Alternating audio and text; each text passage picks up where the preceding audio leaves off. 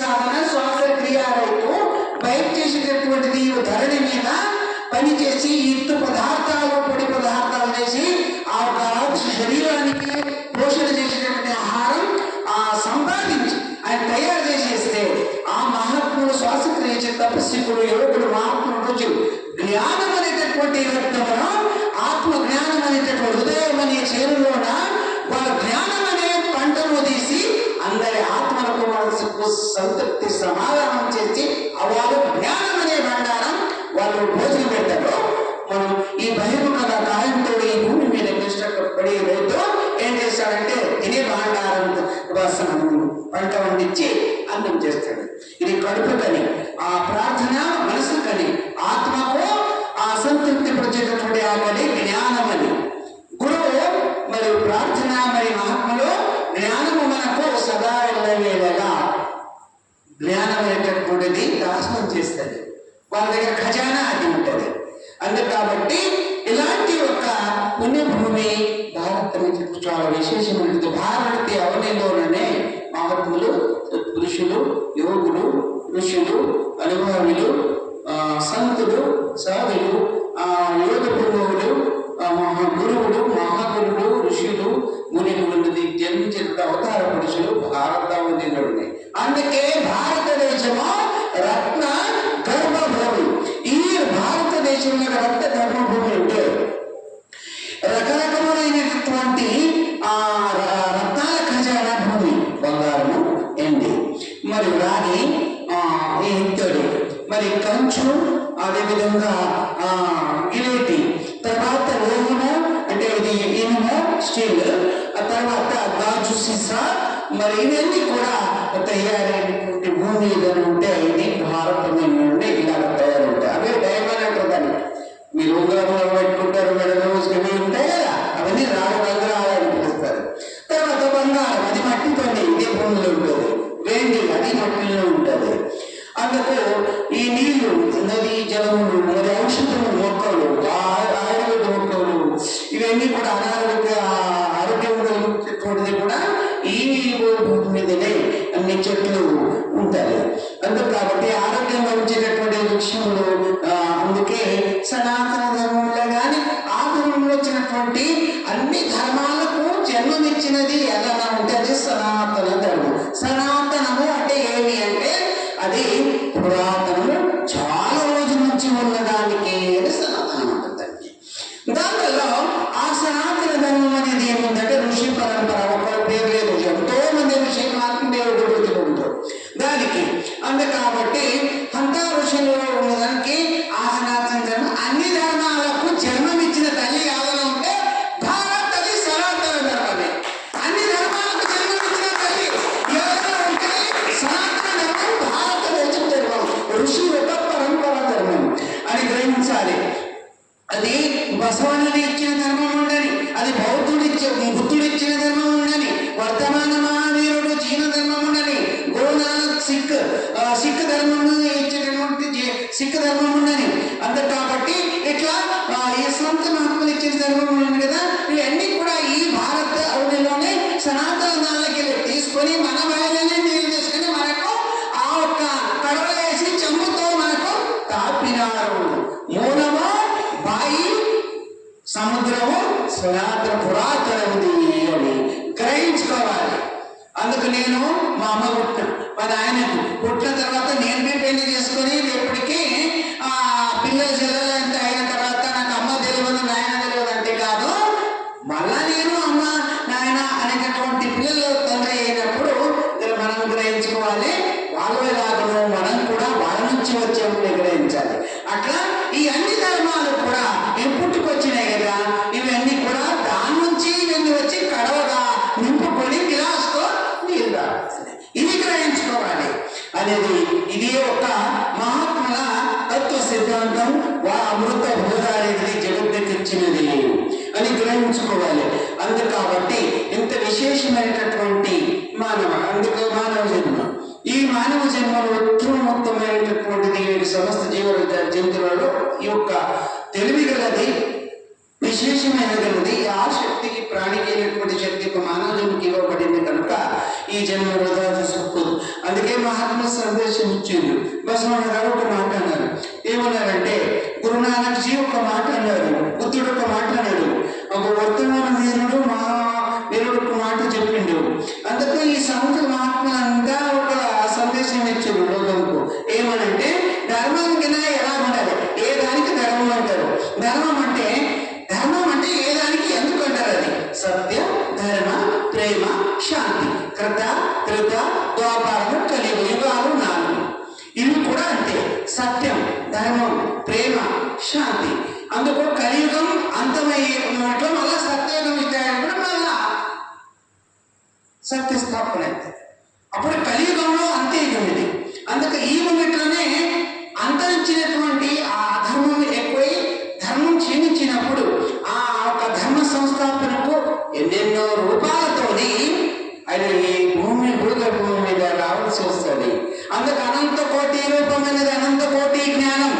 అందుకు నది, నదములు, వాగులు, వంకలు ఇవన్నీ కూడా చుక్కలు నీళ్లు ఆ మేఘాల కిందికి వచ్చి అవన్నీ కూడా వాగులు, వంకలు వేయి ఒక నదిలో పారి పెద్ద నదికి కలిసి అది సముద్రం చేరుకుంటుందంటే సముద్రం నుంచి వారి ఒక సాకారంత సూర్యుని ప్రభావంతో అవన్నీ ఒక ఆవిరి అది పైకును నుండి మళ్ళీ ఎక్కడెక్కడ అవసరం ఉంటుందో అక్కడక్కడ మళ్ళా ప్రసారం అవుతుంది. అందుకు భూమి ఆకర్షణ శక్తితో తనకు నీరు కావాలని కోరుతా ఉండే సందర్భంలో పంచభూతంలో ఇవి ఒకటి పని అభివృద్ధి చేస్తుంటాయి. ఇది నడిపించేటటువంటిది గాడ్, సుప్రీం గాడ్, పరమాత్మ అని పిలువబడుతుంది. దేవుడు అంటే ఎవరు అంటే ఈ భూగోళం, ఖగోళం, ఈ సూర్య, చంద్ర, ఈ సమస్త ఇవి ఏమేమి గ్రహమండలాలు ఉన్నాయో, ఇవి భూమండలం ఉంటుందో, ఇవి అన్నిటికి కూడా తిప్పుకుంటూ తాను తిరగకుండా ఉన్నాయనే దేవుడు.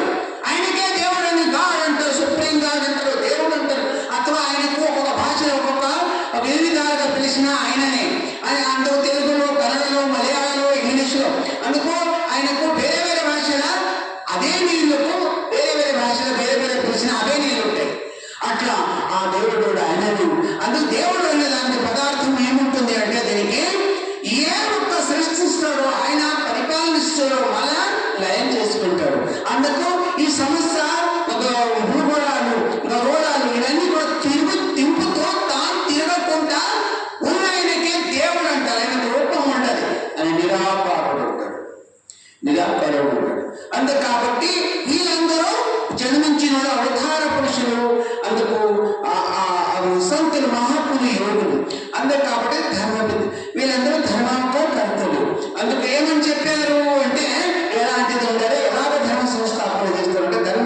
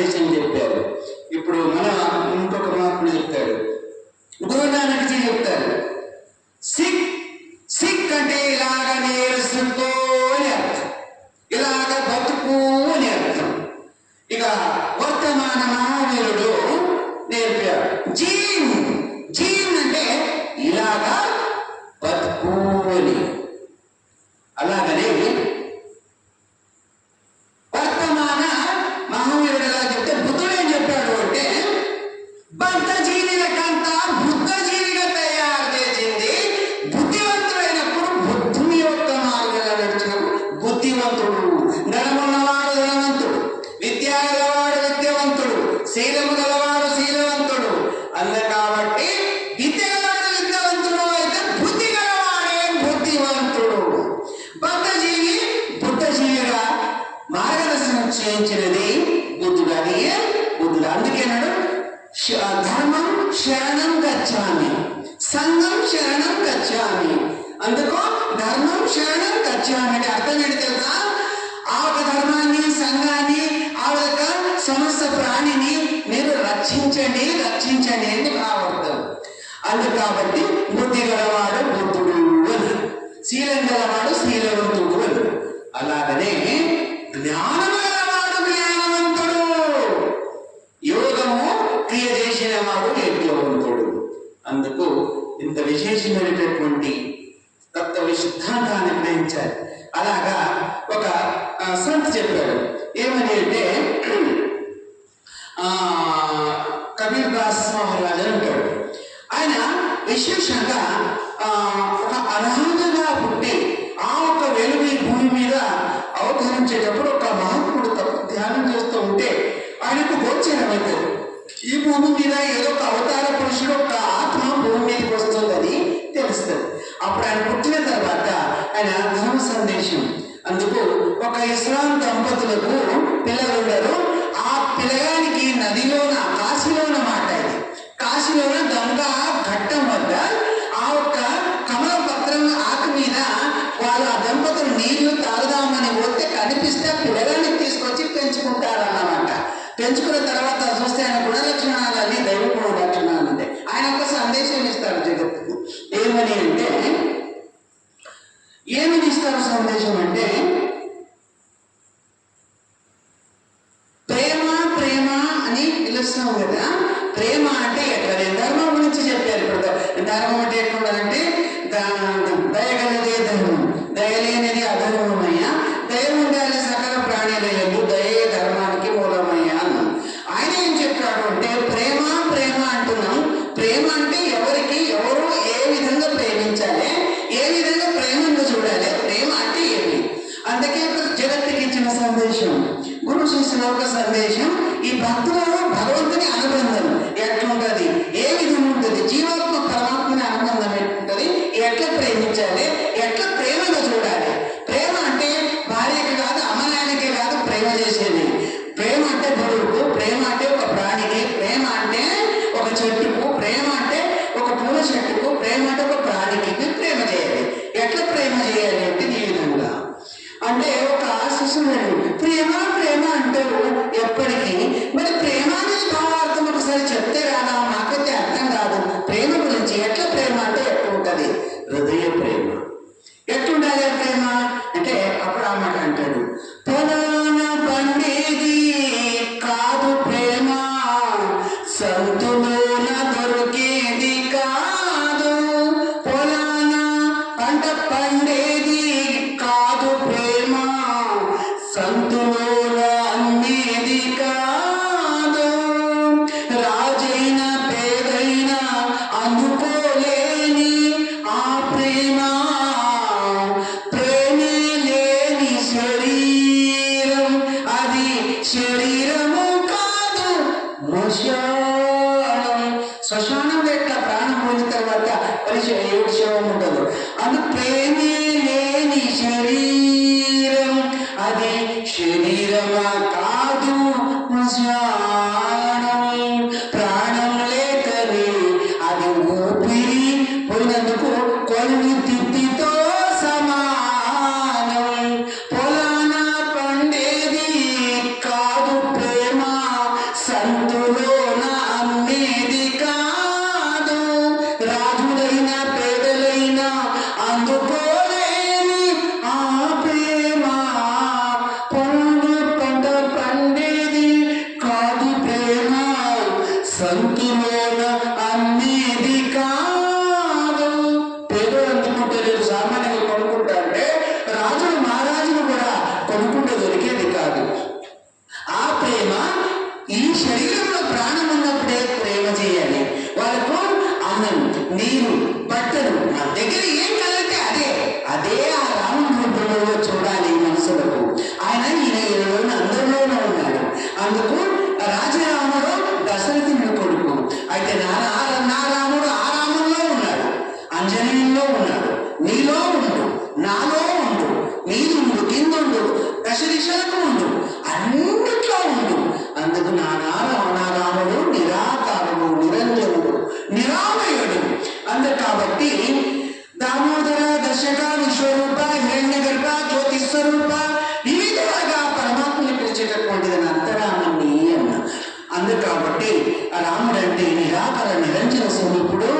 సదా ఎల్లవేళ హృదయంలో రోమమే రాముడే.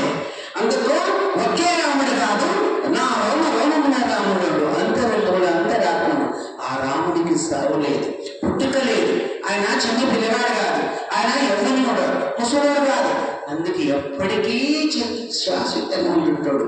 అందుకే మన రాముడు అలాంటి రాముడు. ఆ రాముడికే శివ అని, ఆయనకే సుప్రీం గాడ్ అని, ఆయనకే డివైన్ లైట్ అని, ఆయనకే రకరకాలుగా భాషలు పిలుస్తుండ్రు. అందుకని పరశివ అని, పరంధామ అని, పరాశక్తి అని రకరకాలుగా పిలిచేటటువంటి దేవునికి ఇన్ని నామములు పిలుచుకుంటూ పుట్టిన వాళ్ళందరూ అవతార పురుషులు, 33 కోట్ల దేవతలు. వీళ్ళందరూ పుట్టిన వాళ్ళు ధర్మ సంస్థాపన చేసిన వాళ్ళు దేవతలైతే, శరణు సంతులు మాత్రమైతే నా రాముడు ఎసంతుడు అంటే, నా శివుడు ఎసంతుడు, నా పరశువుడు అంటే ఆయనకు రామ ఈశ్వర.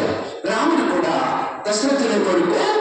రామేశ్వరంగా లంకకి వెళ్ళే ఒక సందర్భంలో ఆ ఒక అంతర్రాముడికే, ఆ అంతర్శివునికే ఒక స్వస్వరూపాన్ని లింగములు చేసి ప్రార్థించి అంతర్ధామైన నిరాకర నిరంజన పరమాత్మని యోగ చేసేటటువంటి యోగేశ్వరి రాముణ్ణి తన అంతరంగంలో చూసేటటువంటిది రాముడు ప్రతిష్ఠించి దేవుని ధ్యానించింది. అందుకు ఆ శివుని ఆ విధంగా ఆంజనేయుడు రాముడికి ధ్యానిస్తాడు. ఆయన ఆ విధంగా రాడు ధ్యానిస్తారు. ఇట్లా ఒక్కరు విధంగా అక్కడ ఆ రాముడు అంటే ఈ విధంగా, పరమశివుడు అంటే ఈ విధంగా. అందుకు ఇవన్నీ కూడా భాషలో వేరే వేరే నా పరబ్రహ్మన్న పరశున్న ఆ అంతరంగ రాముడు అంటే ఇలా ఉంటాడు. పదే పదే పదే నేను చెప్తున్నా, నా దేవుడు ఎలాగంటే విశ్వదేవుడు అని పిలిచేది ఎందుకు అంటే, విశ్వదేవుడు అంతర్ముఖంగా నిరంజన నిరాకార రాముడు అంటే ఏంటి కనుకున్నా అంటే, సదా విశ్వవ్యాపితమైనది. నా రాముడిలోనే నా యొక్క లింగం అంటే జగత్సర్వం. ఇది రామ ఈశ్వర. ఈశ్వర అంటే సర్వవ్యాపిత. అందుకు విశ్వదేవుడు అంటే ఈ సమస్త లోకమంతా, ఈ భూమి, మనసులు, గ్రహాలు, సూర్యులు, చంద్రులు, నీరు, గాలి, నిప్పు, అన్ని నీరు, ఈ వాళ్ళు, వీళ్ళు, కింద పైన దశరథులు, సమస్త జీవాలు అన్నీ కూడా నానా రాములలోనే లీనం ఉంటుంది. అందుకన్నా విశ్వవ్యాపితమైన లింగంలోనే లీనమై ఉంటుంది. సమస్త దేవి అందరూ ఉండనే ఉంటారు. అందుకు మా ఇంట్లోనే మీ ఇల్లు, మా లోకంలో మీ లోకం, మా ఇంట్లో మీరు ఒక చిన్న ఇల్లు. అట్లా మా ఊరు చాలా పెద్దది, రౌతు లేదు, పిల్లలు లేవు, దాన్ని కట్టింది కాదు, అది ఊరేది లేదు. అంతే కాబట్టి మా ఇల్లు చాలా పెద్దది. అందుకు ఎన్నటికైనా ఒకరోజు మా ఇంటికి రావాలి మీరందరూ. అందుకు కాబట్టి అక్కడ వచ్చినాక ఈ శరీరం పంచభౌతికం నుంచి తయారు చేసినది ఇక్కడనే వదిలి, అక్కడ దానికి తంబాలే, గోడలే, రాలే, లెప్పలే, బురదలే ఏమీ లేనటువంటి ఆ ఇంటికి ఈ ఆత్మ సూక్ష్మ రూపంలో రావాల్సి వస్తుంది. శరీరం మోసుకొని అడిగి రాలేదు ఎవరు కూడా. ఒకవేళ పైన హెలికాప్టర్, పైన హవిజార్, పైన ర్యాకెట్ ఇవన్నీ తీసుకొని కూడా రాలేదు మా ఊరికి, మా దేశంకు. అందుకు కాబట్టి అవి ఇక్కడిక్కడనే కొంచెం కొన్ని వేలు లేదా కొన్ని లక్షల కిలోమీటర్ల దూరం దాకా మీరు ప్రయత్నిస్తే రావచ్చు, కానీ తర్వాత పైకి ఇంకా రాలేదు. అందుకు కాబట్టి అక్కడ సూక్ష్మ రూపంతోనే రాగలుగుతారు. అందుకు కాబట్టి మనము ఒక పెద్ద కంపెనీ అన్న పెద్ద పెద్ద మోటార్లు, పెద్ద పెద్ద మిషనరీలు ఉన్నాయి. అది నడవాలంటే మొత్తం ఆ కంపెనీ నిండా మిషనరీలు ఉన్నాయి. అది స్టార్ట్ చేయాలంటే ఒక స్టార్టర్, దానికి ఒక బటన్, దాన్ని బట్టి ఎట్లా నడుస్తుంది. అట్లా ఈ బ్రహ్మాండంలో ఏమేముంటుంది అంతా ఒక మనిషిలో వచ్చిందో అది గురువు చూపించినది కనిపించదన్నా చాటి చెప్పినది ఒకటి ఉంటే. ఇంతవరకు గురువుల పేరు చెప్పిన కదా, బసవಣ್ణ, వర్తమాన మహావీరుడు, గురునానక్జీ, మరి వివేకానంద స్వామిజీ, రామకృష్ణ పరమహంస, రాఘవేంద్ర స్వామి కానీ, మరి అదేవిధంగా గురునానక్జీ కానీ, మళ్ళా వర్తమాన వీరుడు కానీ, మహావీరుడు కానీ, బుద్ధుడు కానీ, ఇట్లా మహాత్ములు ఎవరు వీళ్ళందరూ కూడా ఒక మార్గదర్శకులు అని. వాళ్ళు చూపించేది కనిపించేదన్నా చాటే చెప్పినది ముక్తి అన్నట్టు. వేదశాస్త్ర పురాణములన్నీ తెరవేసి భక్తికి చనిపోయింది. మళ్ళా గురువు చూపించేది కనిపించేదన్నా చాటి చెప్పినది ముక్తి. అందుకో అలాంటి సందేశము చెప్పే మహాత్ములు కోటిలలో ఒక్కరు. జగత్ సందేశం ఈ యొక్క బ్రహ్మాండ సంకేతం చెప్పేది మహాత్ములు కోటిలలో ఒక్కరు. ఇలాంటి ఒక ధర్మ సందేశమున అంతరంగికంగా పరిశోధన చేసేటటువంటి